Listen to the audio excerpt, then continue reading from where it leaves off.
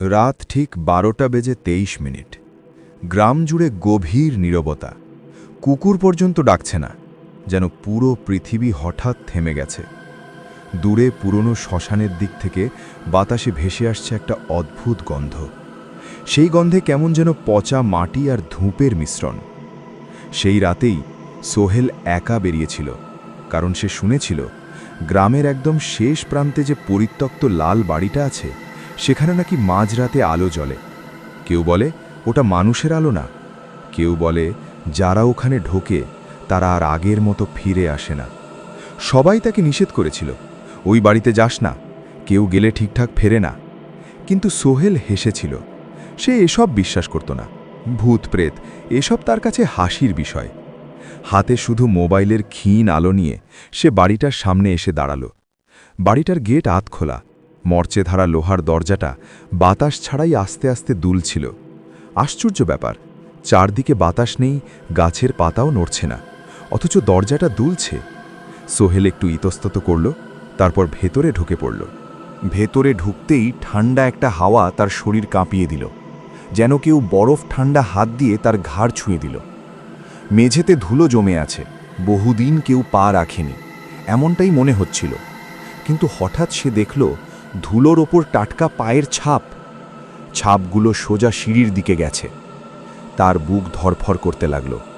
তবুও সে নিজেকে বোঝালো হয়তো গ্রামের কেউ মজা করতে এসেছে। ঠিক তখনই ওপরের অন্ধকার থেকে ফিসফিস করে একটা শব্দ ভেসে এলো, সোহেল। সে জমে গেল, কারণ সে তো নিজের নাম কাউকে বলেনি। তার হাত কাঁপতে শুরু করল। সে ধীরে ধীরে সিঁড়ির দিকে তাকালো। অন্ধকার ছাড়া কিছু দেখা যাচ্ছে না। হঠাৎ ওপরের একটা দরজা প্রচণ্ড শব্দ করে বন্ধ হয়ে গেল। ধাড়াম শব্দটা পুরো বাড়িতে প্রতিধ্বনিত হলো। সোহেলের মোবাইলের আলো কাঁপতে লাগল। স্ক্রিনে হঠাৎ ক্যামেরা নিজে নিজেই চালু হয়ে গেল। সে অবাক হয়ে দেখল স্ক্রিনে তার নিজের মুখ দেখা যাচ্ছে, কিন্তু তার পিছনে দাঁড়িয়ে আছে একটা লম্বা ছায়া।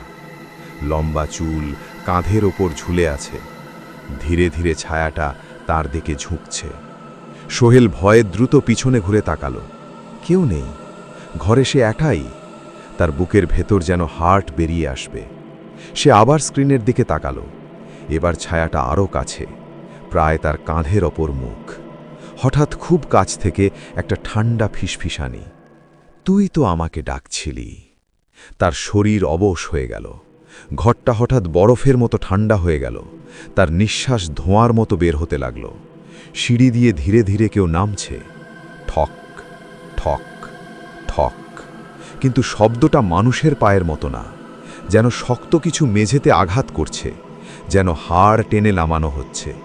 সোহেল দৌড়ে দরজার দিকে গেল। দরজা খুলতে চেষ্টা করল। দরজা খুলছে না। মনে হচ্ছে বাইরে থেকে কেউ চেপে ধরে রেখেছে। তার কানের পাশে গরম নিঃশ্বাস। তারপর খুব কাছ থেকে একটা কণ্ঠ, এবার তুই থাকবি, আমি যাব। সে চিৎকার করতে চাইল, কিন্তু গলা দিয়ে শব্দ বের হলো না। হঠাৎ সব অন্ধকার। মোবাইলের আলো নিভে গেল। চারদিকে শুধু ভাঙা বিকৃত হাসির শব্দ। পরদিন সকালে গ্রামের মানুষ দেখল লাল বাড়ির দরজা খোলা। ভেতরে কেউ নেই, কোনো দেহ নেই, কোনো চিহ্ন নেই। শুধু দেওয়ালে আঙুলের আঁচড়ে লেখা, সোহেল এখন এখানে থাকে। তারপর থেকে মাঝে মাঝে মাঝরাতে ওই বাড়ির পাশ দিয়ে গেলে শোনা যায় কাঁপা গলা, আমাকে বের হতে দে।